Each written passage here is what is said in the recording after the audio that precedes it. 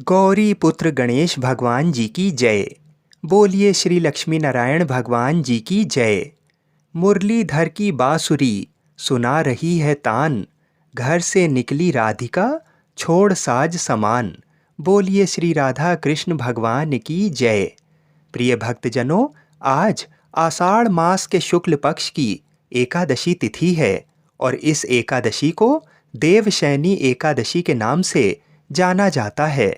कुछ स्थानों पर इसे हरिशयनी ग्यारस के नाम से भी जाना जाता है। देवशयनी एकादशी से लेकर देव उठानी एकादशी तक 4 माह के लिए भगवान श्री हरि विष्णु क्षीर सागर में योग निद्रा में चले जाते हैं। इस दौरान सृष्टि का संचालन भगवान शिव जी करते हैं। तो आज मैं आपको सुना रहा हूँ देवशयनी एकादशी की बड़ी ही दुर्लभ कथाएं। किंतु एक बात का विशेष ध्यान रखिएगा कि इन कथाओं को बड़ी ही श्रद्धा और प्रसन्नचित मन से पूरा अवश्य सुनिएगा। आधी अधूरी कथाओं को सुनने से पूर्ण फल प्राप्त नहीं होता है। तो आइए भगवान श्री लक्ष्मी नारायण जी के चरणों का ध्यान करते हुए इन कथाओं को सुनते हैं। एक बार अर्जुन ने कहा, हे श्री कृष्ण, आषाढ़ माह के शुक्ल पक्ष की एकादशी का क्या व्रत है? उस दिन किस देवता का पूजन होता है? उसका क्या विधान है और इसकी कथा क्या है? ये सब विस्तार पूर्वक बताइए। तब भगवान श्री कृष्ण जी ने कहा, हे धनुर्धर, एक बार नारद जी ने ब्रह्मा जी से यही प्रश्न पूछा था।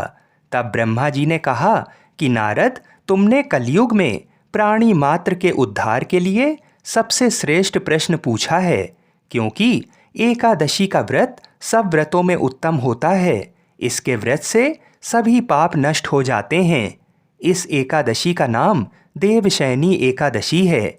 ये व्रत करने से भगवान विष्णु प्रसन्न होते हैं। इस संबंध में मैं तुम्हें एक पौराणिक कथा सुनाता हूँ। ध्यानपूर्वक श्रवण करो। मानधाता नाम का एक सूर्यवंशी राजा था। वह सत्यवादी, महान तपस्वी और चक्रवर्ती था। वह अपनी प्रजा का पालन संतान की तरह करता था। उसकी सारी प्रजा धन धान्य से परिपूर्ण थी और सुखपूर्वक जीवन यापन कर रही थी। उसके राज्य में कभी अकाल नहीं पड़ता था, कभी किसी प्रकार की प्राकृतिक आपदा नहीं आती थी। परंतु ना जाने उससे देव क्यों रुष्ट हो गए। ना मालूम राजा से क्या भूल हो गई कि एक बार उसके राज्य में जबरदस्त अकाल पड़ गया और प्रजा अन्न की कमी के कारण अत्यंत दुखी रहने लगी। राज्य में यज्ञ होने बंद हो गए। अकाल से पीड़ित प्रजा एक दिन दुखी होकर राजा के पास जाकर प्रार्थना करने लगी, हे राजन, समस्त संसार की सृष्टि का मुख्य आधार वर्षा है। इसी वर्षा के अभाव से राज्य में अकाल पड़ गया है और अकाल से प्रजा मर रही है। हे भूपति, आप कोई ऐसा जतन कीजिए जिससे हम लोगों का कष्ट दूर हो सके। यदि जल्द ही अकाल से मुक्ति ना मिली तो विवश होकर प्रजा को किसी दूसरे राज्य में शरण लेनी पड़ेगी। प्रजाजनों की बात सुन राजा ने कहा, आप लोग सत्य कह रहे हैं। वर्षा ना होने से आप लोग बहुत दुखी हैं। राजा के पापों के कारण ही प्रजा को कष्ट भोगना पड़ता है। मैं बहुत सोच विचार कर रहा हूँ, फिर भी मुझे अपना कोई दोष दिखाई नहीं दे रहा है। आप लोगों के कष्ट को दूर करने के लिए मैं बहुत उपाय कर रहा हूँ, परंतु आप चिंतित ना हो, मैं इसका कोई ना कोई उपाय अवश्य ही करूँगा। राजा के वचनों को सुन प्रजाजन चले गए। राजा मानधाता भगवान की पूजा कर कुछ विशिष्ट व्यक्तियों को साथ लेकर वन को चल दिया। वहाँ वह ऋषि मुनियों के आश्रम में घूमते घूमते अंत में ब्रह्मा जी के मानस पुत्र अंगीरा ऋषि के आश्रम पर पहुँच गया। रथ से उतरकर राजा आश्रम में चले गए। वहाँ ऋषि अभी नित्य कर्म से निवृत्त ही हुए थे कि राजा ने उनके सम्मुख पहुंचकर उन्हें प्रणाम किया। ऋषि ने राजा को आशीर्वाद दिया, फिर पूछा, हे राजन, आप इस स्थान पर किस प्रयोजन से पधारे हैं, सो कहिए। राजा ने कहा, हे महर्षि, मेरे राज्य में 3 वर्ष से वर्षा नहीं हो रही है। इससे अकाल पड़ गया है और प्रजा कष्ट भोग रही है। राजा के पापों के प्रभाव से ही प्रजा को कष्ट मिलता है, ऐसा शास्त्रों में लिखा है। मैं धर्म अनुसार राज्य करता हूँ, फिर ये अकाल कैसे पड़ गया, इसका मुझे अभी तक पता नहीं लग सका है। अब मैं आपके पास इसी संदेह की निवृत्ति के लिए आया हूँ। आप कृपा कर मेरी इस समस्या का निवारण कर मेरी प्रजा के कष्ट को दूर करने के लिए कोई उपाय बताइए। सारा वृतांत सुनने के बाद ऋषि ने कहा, हे राजन, इस सतयुग में धर्म के चारों चरण सम्मिलित हैं। ये युग सभी युगों में उत्तम है। इस युग में केवल ब्राह्मणों को ही तप करने तथा वेद पढ़ने का अधिकार है, किंतु आपके राज्य में एक शूद्र तप कर रहा है। इसी दोष के कारण आपके राज्य में वर्षा नहीं हो रही है। यदि आप प्रजा का कल्याण चाहते हैं तो शीघ्र ही उस शूद्र का वध करवा दें। जब तक आप ये कार्य नहीं कर लेते तब तक आपका राज्य अकाल की पीड़ा से कभी मुक्त नहीं हो सकता। ऋषि के वचन सुन राजा ने कहा, हे मुनि श्रेष्ठ, मैं उस निरपराध तप करने वाले शूद्र को नहीं मार सकता। किसी निर्दोष मनुष्य की हत्या करना मेरे नियमों के विरुद्ध है और मेरी आत्मा इसे किसी भी स्थिति में स्वीकार नहीं करेगी। आप इस दोष से मुक्ति का कोई दूसरा उपाय बताइए। राजा को विचलित जान ऋषि ने कहा, हे राजन, यदि आप ऐसा ही चाहते हो तो आषाढ़ माह के शुक्ल पक्ष की देवशैनी नाम की एकादशी का विधान पूर्वक व्रत करो। इस व्रत के प्रभाव से तुम्हारे राज्य में वर्षा होगी और प्रजा भी पूर्व की भांति सुखी हो जाएगी, क्योंकि इस एकादशी का व्रत सिद्धियों को देने वाला है और कष्टों से मुक्त करने वाला है। ऋषि के इन वचनों को सुनकर राजा अपने नगर वापस आ गया और विधान पूर्वक देवशैनी एकादशी का व्रत किया। इस व्रत के प्रभाव से राज्य में अच्छी वर्षा हुई और प्रजा को अकाल से मुक्ति मिली। इस व्रत के करने से भगवान विष्णु और माँ लक्ष्मी प्रसन्न होते हैं। अतः मोक्ष की इच्छा रखने वाले मनुष्यों को इस एकादशी का व्रत करना चाहिए। चातुर्मास व्रत भी इसी एकादशी के व्रत से आरंभ किया जाता है।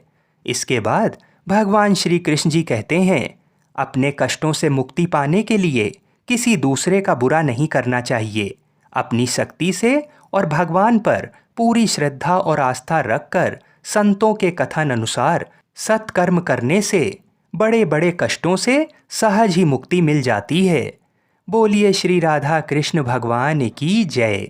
आइए अब मनोकामनाओं की पूर्ति करने वाली बड़ी ही सुंदर कथा को सुनते हैं। इस कथा को सुनने से ही व्रत पूर्ण माना जाता है। एक भागवत कथावाचक ब्राह्मण गांव में कथावाच रहे थे। उस दिन उन्होंने नंदलाल कन्हैया के सौंदर्य, उनके आभूषणों का बड़ा मनमोहक वर्णन किया। उधर से गुजरता एक चोर भी कथा सुनने बैठ गया था। उसने जब आभूषणों के बारे में सुना तो उसे लालच आया। उस दिन की कथा समाप्त होने पर पंडित जी को खूब दक्षिणा मिली, जिसे गठरी बनाकर वह उसे लेकर चल दिए। जरा सुनसान में पहुँचे तो चोर सामने आ गया।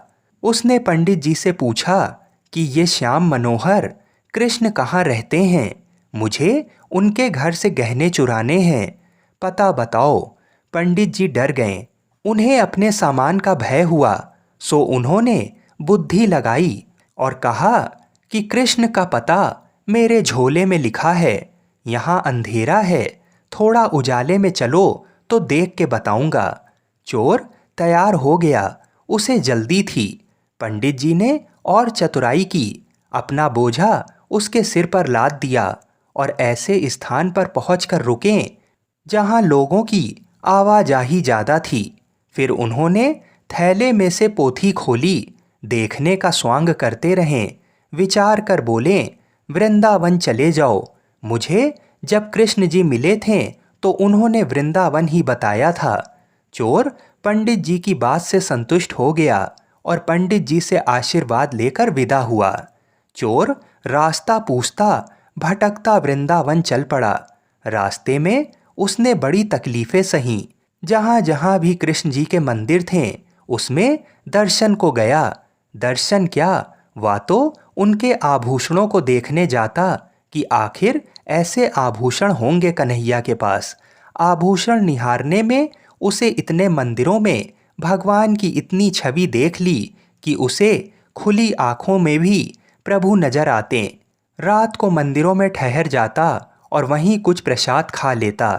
माखन चोर भगवान आभूषण चोर पर रीझ गए। चोर के मन में प्रभु के आभूषणों के प्रति कामना ही भा गई। गोपाल उसे जगह जगह दर्शन देते, तरह तरह के आभूषण से सजे बालकों के रूप में, लेकिन वह उन्हें नहीं लेता। उसे तो असली गोपाल के आभूषण चाहिए थे। चोर परेशान कि कब वह कन्हैया के धाम पहुँचे, और कन्हैया परेशान कि वह इतनी दूर क्यों जा रहा है जब मैं राह में ही उसे सारे आभूषण दे रहा हूँ।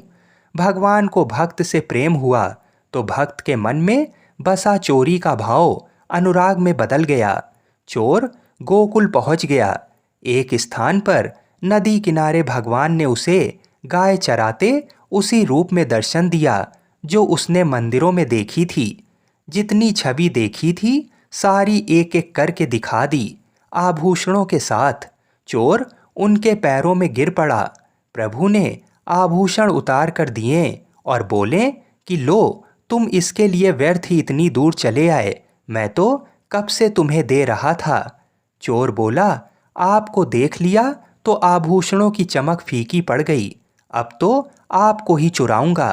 भगवान हंसे, मुझे चुराओगे, कहाँ लेकर जाओगे। चोर बोला, वह तो नहीं पता, सोच कर बताता हूँ, लेकिन आभूषण नहीं चाहिए, अब तो मुझे आपकी ही लालसा है। चोर सोचता रहा और प्रभु हंसते रहें। चोर ने बुद्धि दौड़ा ली, लेकिन कोई स्थान ही नहीं सूझा। उसे चिंता थी कि इतनी मेहनत से वह इन्हें चुरा ले जाए और फिर सुरक्षा ना कर पाए तो कोई और चुरा लेगा। सोचते सोचते उसे नींद आने लगी। उसको उपाय सूझा, जब तक मैं निर्णय नहीं कर लेता कि आपको कहाँ रखूँगा, आप मुझे रोज दर्शन देते रहो, जिससे मुझे भरोसा रहे कि मेरी चोरी का सामान सुरक्षित है। भगवान खूब हंसे। उन्होंने कहा, ठीक है, ऐसा ही होगा, लेकिन तुम्हें कुछ आभूषण तो लेने होंगे। चोर ने मना कर दिया।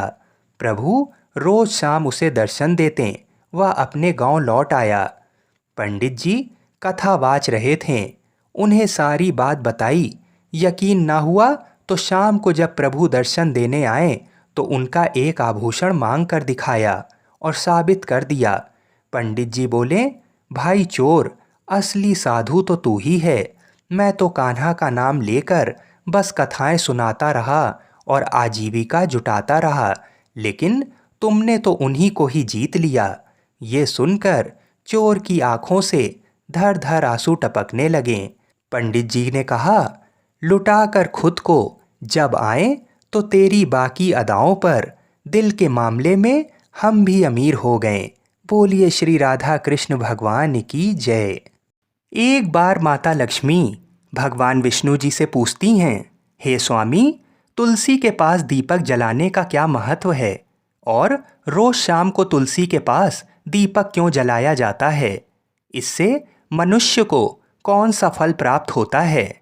तुलसी के पास दीपक जलाने की विधि क्या है तथा दीपक जलाते समय कौन से मंत्र का उच्चारण करना चाहिए?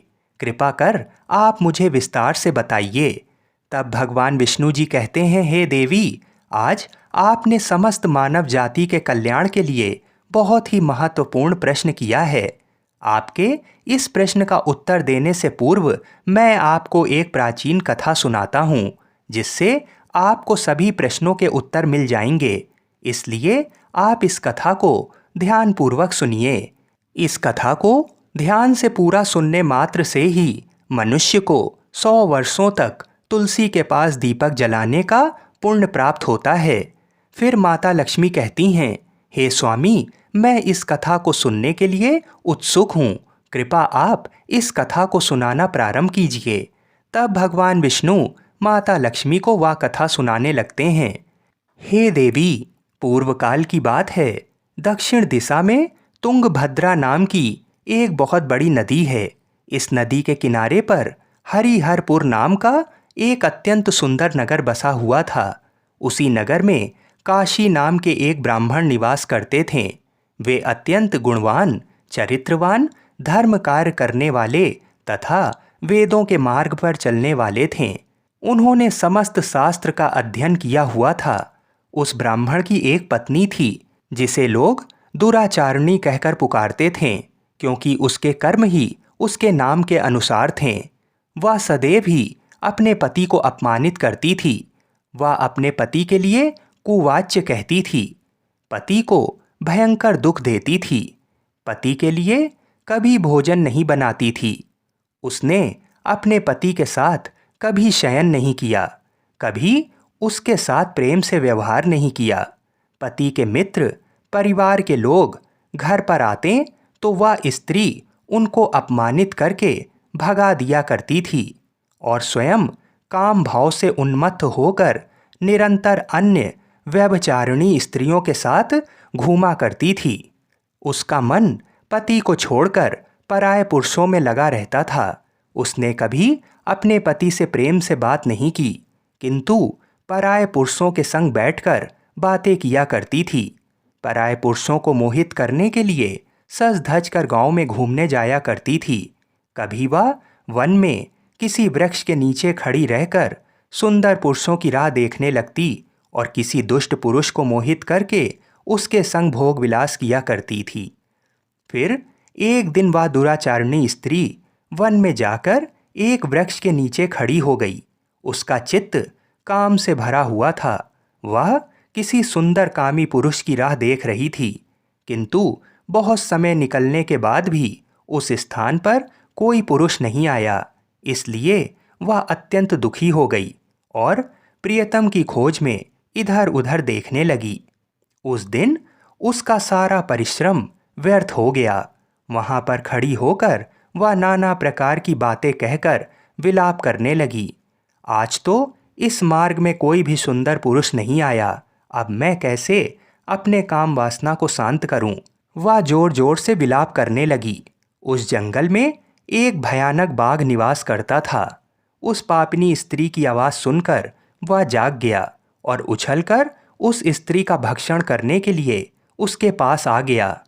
उस भयंकर बाघ को देखकर उस स्त्री के पसीने छूटने लगे। वह भय से थर थर कांपने लगी। वह स्त्री कुछ करती, इतने में ही उस बाघ ने अपने पंजे से उसे घायल कर दिया और वह स्त्री जमीन पर गिर पड़ी। जमीन पर गिरते ही वह स्त्री चिल्लाते हुए बोली, अरे बाघ, तू किस लिए यहाँ पर आया है? मुझे क्यों मार रहा है? तुम मुझे छोड़ दो, मेरा भक्षण करके तुम्हें क्या मिलेगा? उस स्त्री की ये बात सुनकर वह भयानक बाघ क्षण भर के लिए रुक गया और हंसते हुए बोला, हे दुष्टा, आज विधाता ने तुझे मेरा ग्रास नियुक्त किया है। तुझ जैसी पापनी स्त्री का भक्षण करना ही मेरा काम है, तभी तुझे इस शरीर से मुक्ति मिलेगी। वह स्त्री कहने लगी, हे बाघ, तुम कौन हो? मुझे सच सच बताओ, तुम्हें किस कारण से बाघ की योनि में जन्म लेना पड़ा और तुम मुझ जैसी स्त्रियों का भक्षण क्यों करते हो?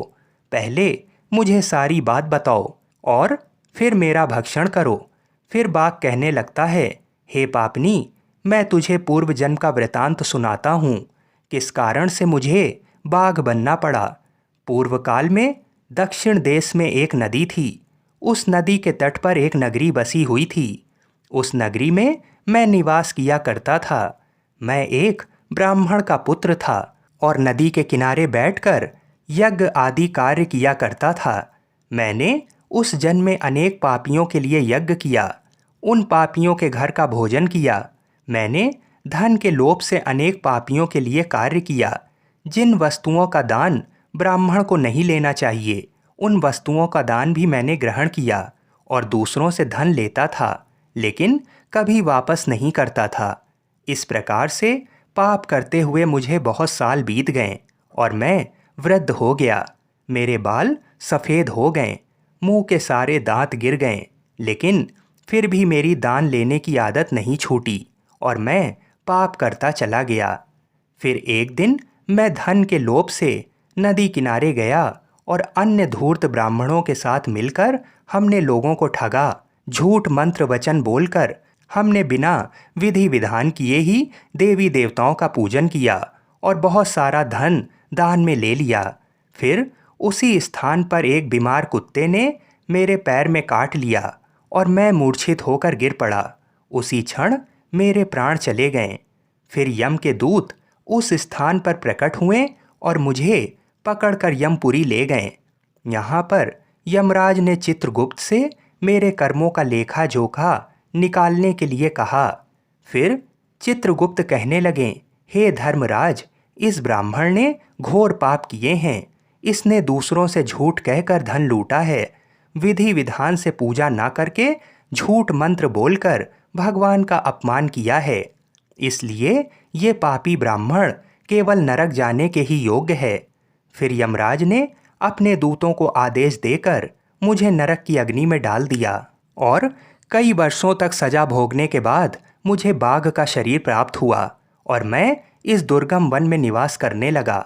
मैं अपने पूर्व जन्म के पापों को याद करके कभी महात्मा, साधु पुरुष, सती स्त्रियों का भक्षण नहीं करता हूँ। मैं केवल पापी, दुराचारी तथा उल्टा स्त्रियों का ही भक्षण करता हूँ ताकि मुझे पाप से मुक्ति मिल जाए। फिर बाघ उस स्त्री से कहने लगा, हे पापिनी, तेरे आचरण से तू उल्टा दिखाई देती है। अपने पति को छोड़कर तू इस वन में अन्य पुरुषों के साथ भोग विलास करने के लिए आई है, इसलिए आज तू मेरा ग्रास अवश्य बनेगी। इतना कहकर उस बाघ ने अपने तीक्ष्ण नाखून से उस पापी स्त्री के टुकड़े टुकड़े करके उसे खा लिया। फिर उस स्थान पर यम के दूत प्रकट हुए और उस पापिनी स्त्री को उठाकर यमपुरी ले गए।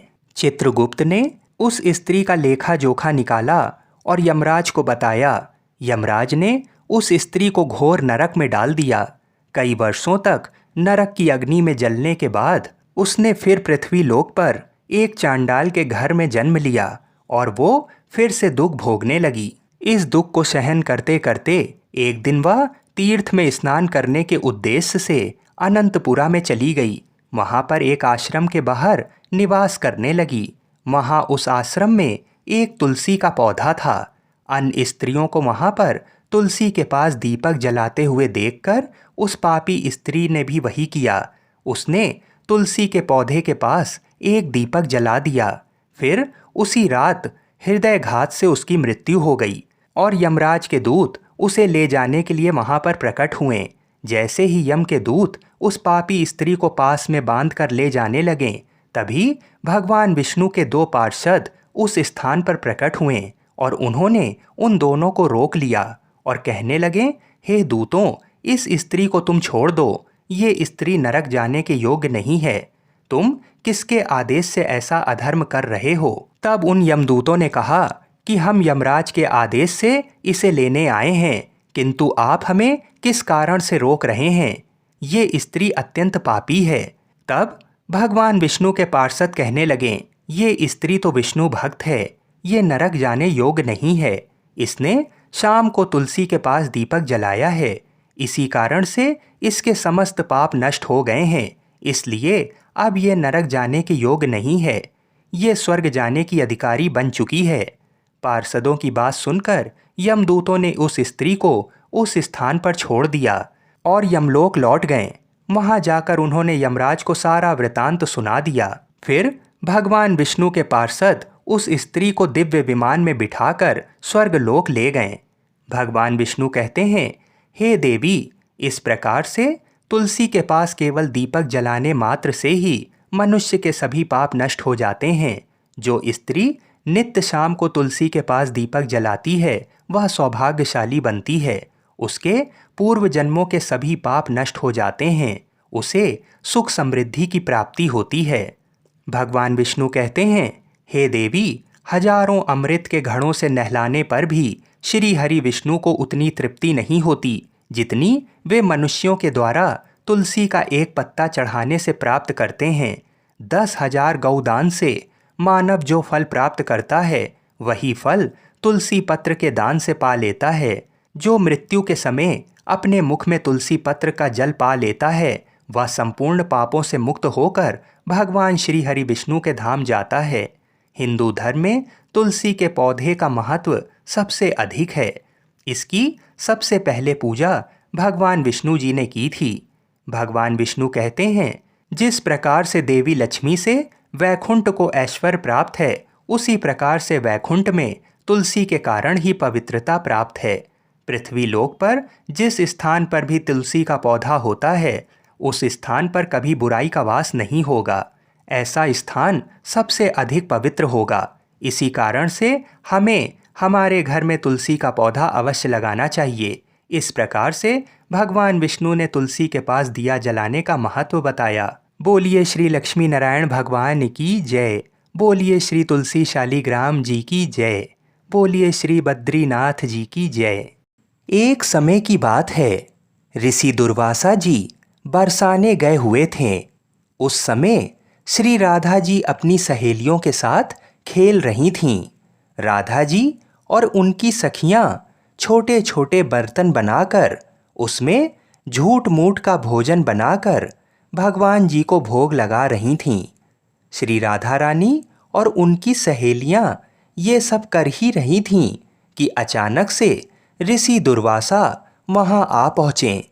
ऋषि दुर्वासा को देख श्री राधा जी और उनकी सहेलियां ऋषि के सम्मान में उठ खड़ी हुईं और उनको सादर प्रणाम किया और बड़े ही सरल भाव से उनका स्वागत करते हुए उनको बैठने को कहा।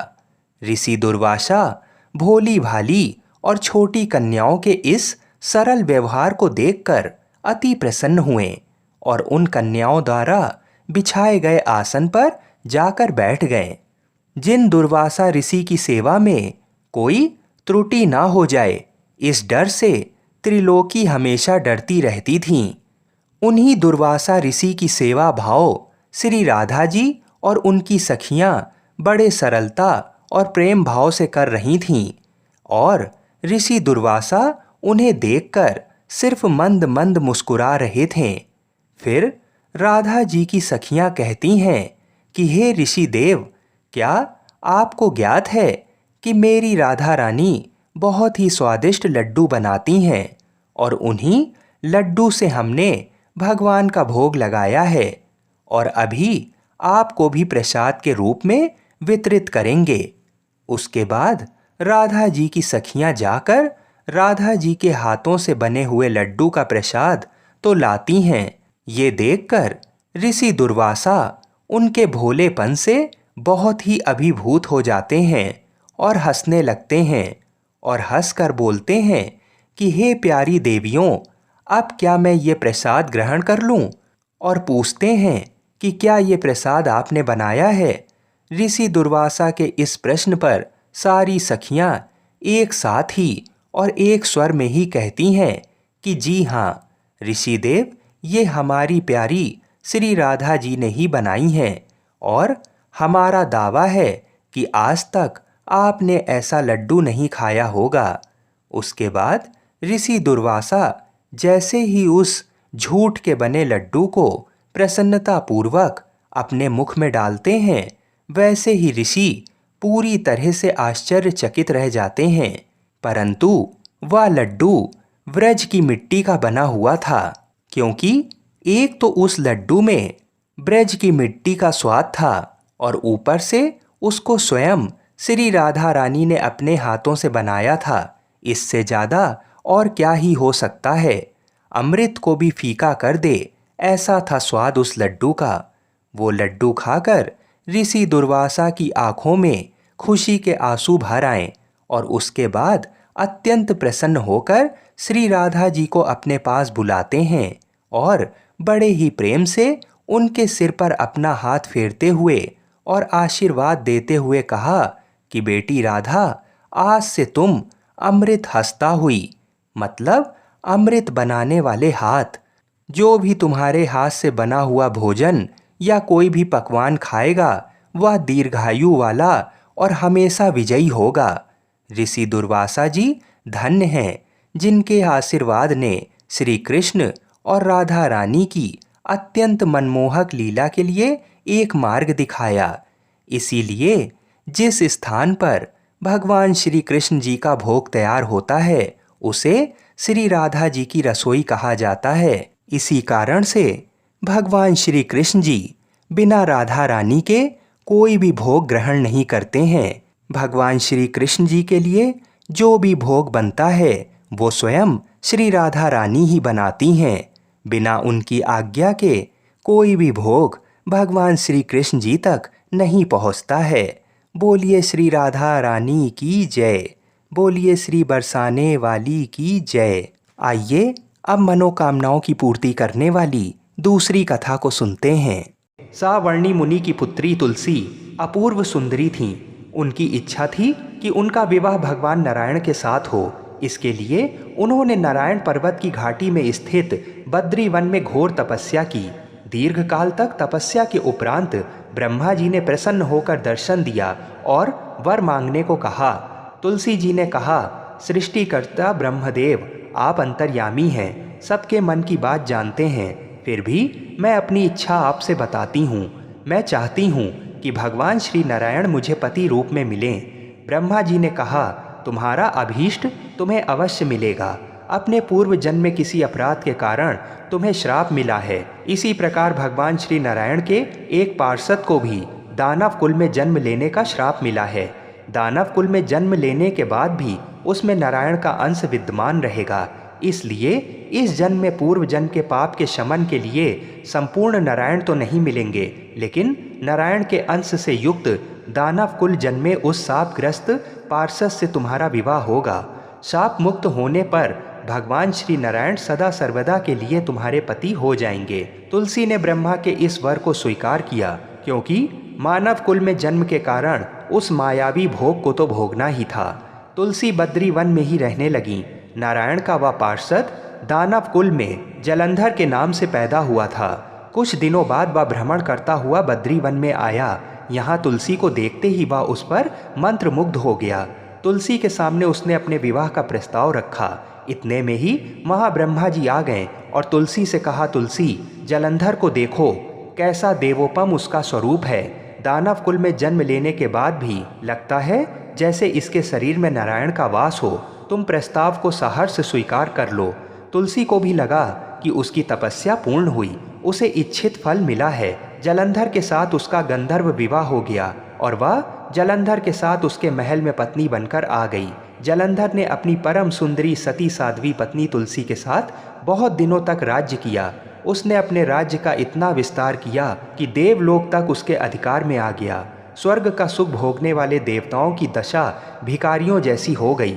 जलंधर किसी को कष्ट नहीं देता था, पर अधिकार और राज्य छिन जाने से सारे देवता मिलकर ब्रह्मा, विष्णु और शिव जी की सभा में गए तथा अपनी विपत्ति सुनाई। ब्रह्मा जी ने कहा, तुलसी परम साध्वी हैं, उसका विवाह जलंधर से मैंने ही कराया था। जलंधर को तब तक नहीं हराया या मारा जा सकता जब तक तुलसी को ना छला जाए। विष्णु जी ने कहा, जलंधर पूर्व जन्म में मेरा पार्षद था। श्राप के कारण उसे दैत्य कुल में जन्म लेना पड़ा। इस जन्म में भी मेरा अंश उसमें व्याप्त है। साथ ही तुलसी के पतिव्रत धर्म से वह अजय है।